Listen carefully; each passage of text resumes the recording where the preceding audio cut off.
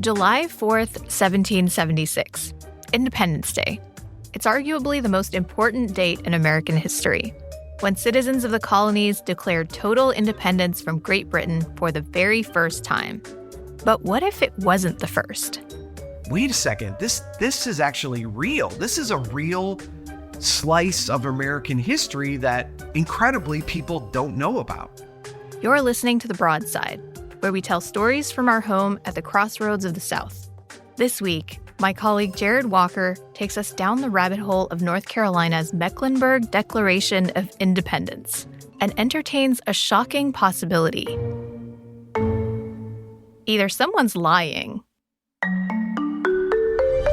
or we may need to change everything we know about American independence.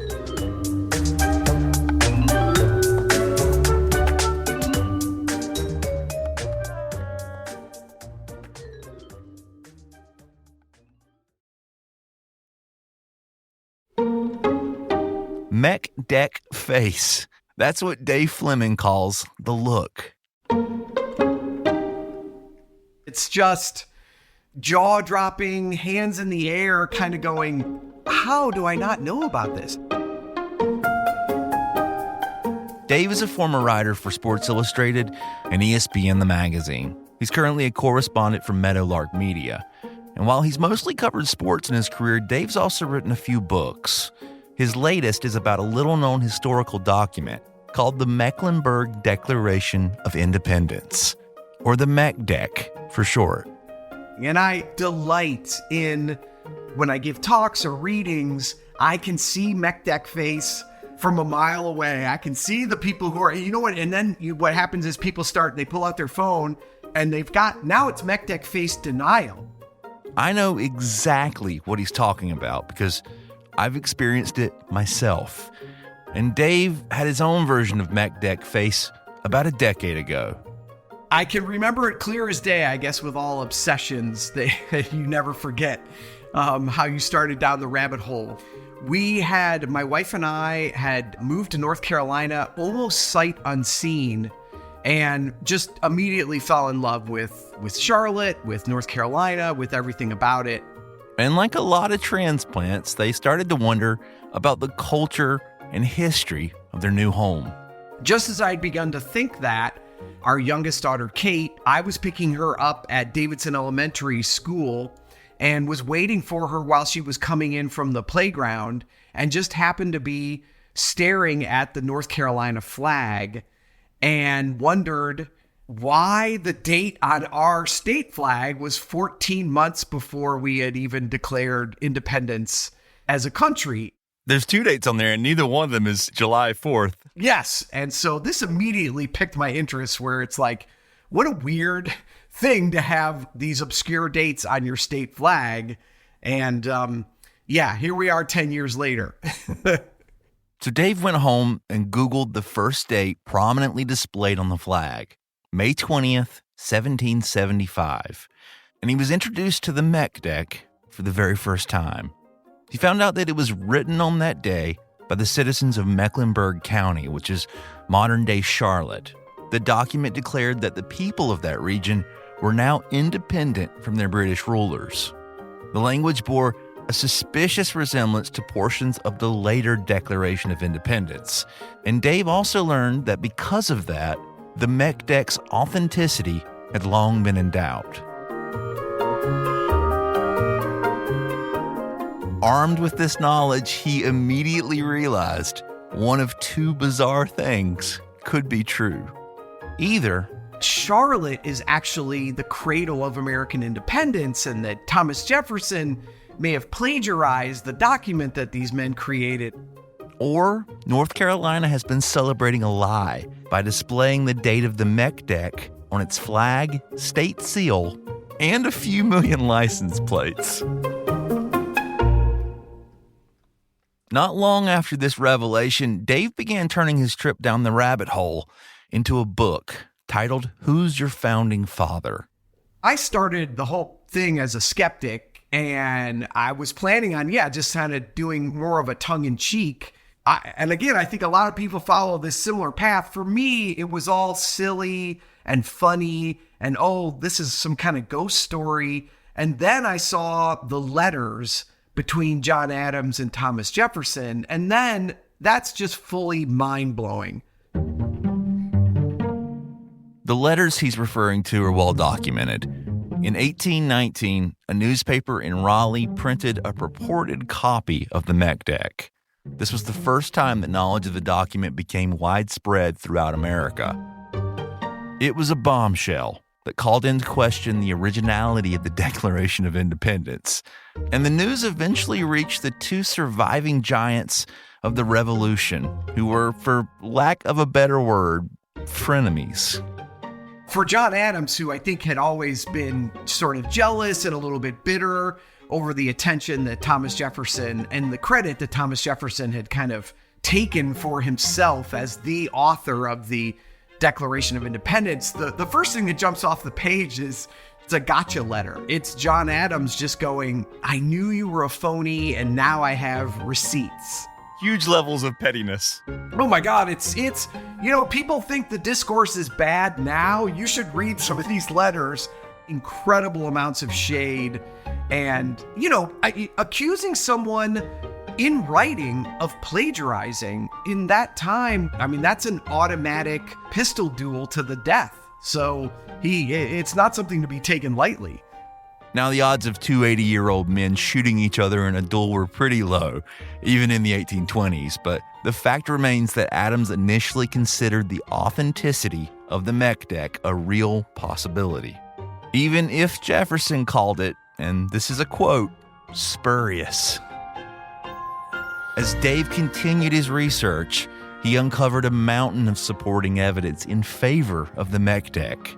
There were signed affidavits from eyewitnesses, a report commissioned by the state legislature of North Carolina that was published in 1831, and the account of a man named Captain James Jack, who very likely delivered secret documents from Mecklenburg County to the Continental Congress in Philadelphia.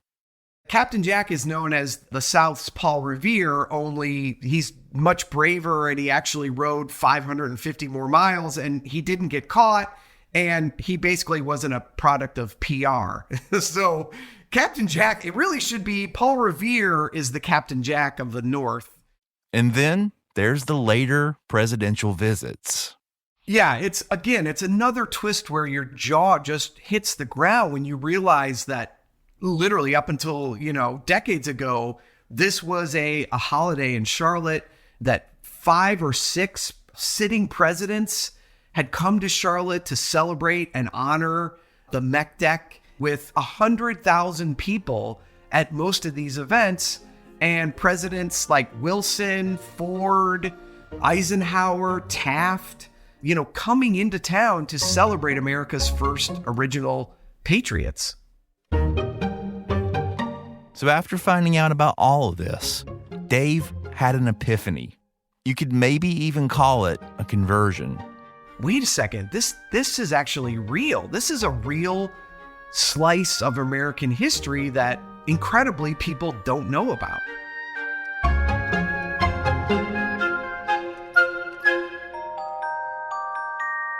And I gotta be honest, at this point, my blood is running red, white, and Carolina blue. I'm completely sold. You're sold, right? We might need to rewrite the history books, maybe move Independence Day up a few weeks to May 20th instead. There's only one problem. If I wanted to see the original Mecklenburg Declaration of Independence, where would I go?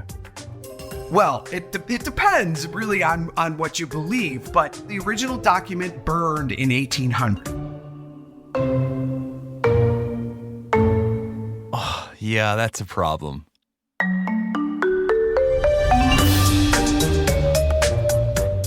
Belief is a powerful thing, but history is mostly what you can prove. Coming up after a short break, we find out why the Meckdeck sits somewhere in the muddy middle, and why North Carolina might still be first in freedom without it.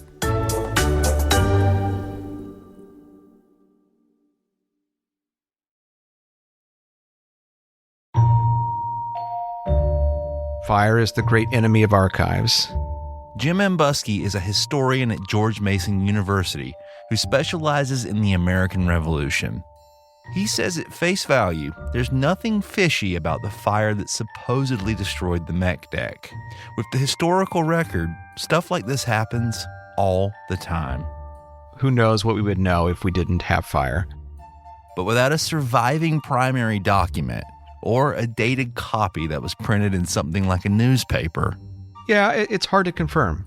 There is indications that something happened on May 20th, although we don't know what. And a lot of the evidence we have is hindsight evidence of people writing later, or people telling stories, or people relaying evidence that was told to them by their ancestors years later after they're dead. So it's hard for us to say for sure whether or not this happened. I mean, for me personally, I think if it did happen, the more interesting thing is how out of touch they are with the rest of British America at this point. And if this does happen, they are so far outside the mainstream that they're basically off the map. At that point, most colonial leaders hoped for reconciliation with Great Britain. But if there were a people that could be a full year ahead of everyone else, it would have been the notoriously rebellious Scots-Irish, who settled in Mecklenburg County in the 1700s. These are, and I cannot emphasize this enough, radical Protestant Presbyterians. Everybody in the 18th century who was not a Scots-Irish Presbyterian knows who they are because they don't like them. Charles Wood Mason, who is an Anglican cleric who is traveling through this region in the 1760s, comments frequently on what he sees as a very ghastly, mean, rough people. So yeah, a way too early Declaration of Independence. Coming from these folks, it's certainly feasible. But Jim is skeptical, and he says there are a couple of other possibilities. A common theory is that the citizens of Mecklenburg County simply misremembered very real events. And while that may sound a little condescending, there were a lot of proclamations coming out of communities throughout the colonies around this time. The War of Independence, as it becomes to be known, breaks out on April 19, 1775 in Lexington and Concord in Massachusetts. And as news of that travels south, you start to see these resolves, you start to see these pronouncements being issued condemning what the British had done, condemning what Parliament had done in particular. And the faulty memory theory gains steam when you realize that the same committee that supposedly produced the mech deck also created a very different proclamation just 11 days later. It's called the Mecklenburg Resolves. We know for sure that it existed because surviving copies were printed in newspapers at the time. And curiously enough, it's not nearly as radical as its controversial cousin. In fact, it's kind of boring. They are saying that civil authority is collapsing. Until there is a resolution to this crisis, it is incumbent upon us to organize ourselves into a kind of caretaker government to ensure order and stability. So you can see in these resolves, it kind of sounds like independence, but there's not an actual use of the word independence. In this scenario, decades later, the collective memory of the Mecklenburg Resolves could have transformed into the Mecklenburg Declaration of Independence. And then, of course, there's another option, a hoax, which is extreme and an idea that Jim is frankly hesitant to endorse. But it leads to a bigger question. Why would anyone want to fabricate or even exaggerate something like this in the early 1800s? You start to see a lot of founding myths kind of almost immediately, but really in the 19th century when the founding generation starts to die off, and really after Washington dies in 1799, it's not until after then that you get the cherry tree story and the Washington chucking the silver dollar across the Potomac and all that kind of stuff. But as these revolutionaries are dying off, as people who served in the army are dying off, and people who served in Congress dying off, what you see is a kind of mad scramble to claim a connection with the revolution. And some folks were better at it than others. It's Boston and Virginia that tends to get all the credit, right? But places like North Carolina are putting up their hand and saying, hey, what about us? So what about us? If the MEC deck is in doubt, what is North Carolina's big contribution? For that, we have to go back to where this story started.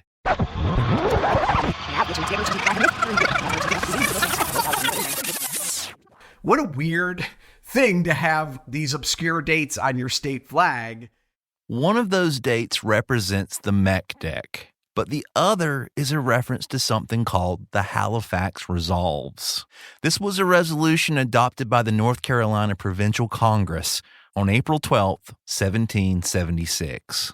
The proclamation made North Carolina the first of the colonial governments to call for total independence from Great Britain. And it's undeniably real. There are 2 known copies. One is in the National Archives in Washington, D.C., and the other is located here in North Carolina. So rest easy. The state is still technically first in freedom, but with an asterisk. And that's not unusual. Jim Embuski says the founding of the United States is much more complicated than the version you were taught as a kid.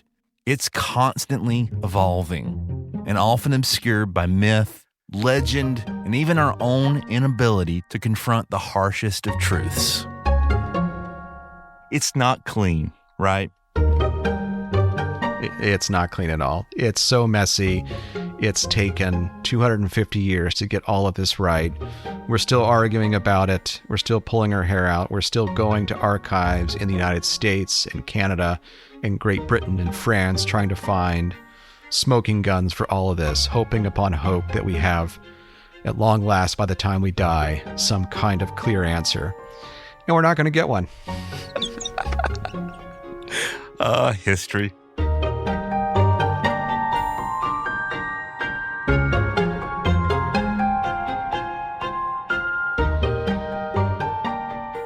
This episode of The Broadside was produced by Jared Walker and edited by Charlie Shelton Ormond. Our executive producer is Wilson Sayre. Dave Fleming's book is Who's Your Founding Father? One Man's Epic Quest to Uncover the First True Declaration of Independence. It's available now from Hachette Books. Special thanks goes out to Jim Embuski at R2 Studios, the podcast division of the Roy Rosenzweig Center for History and New Media at George Mason University. The Broadside is a production of WUNC North Carolina Public Radio and is part of the NPR network. You can email us at broadside@wunc.org. If you enjoyed the show, leave us a rating, a review, or share it with a friend. I'm Anissa Khalifa. Thanks for listening, y'all. We'll be back next week.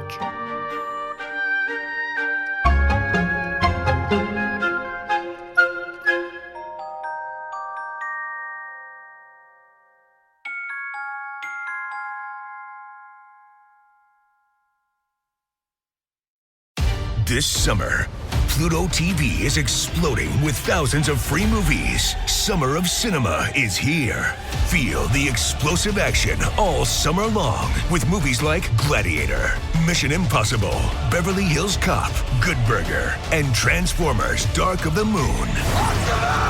Bring the action with you and stream for free from all your favorite devices. Pluto TV. Stream now. Pay never.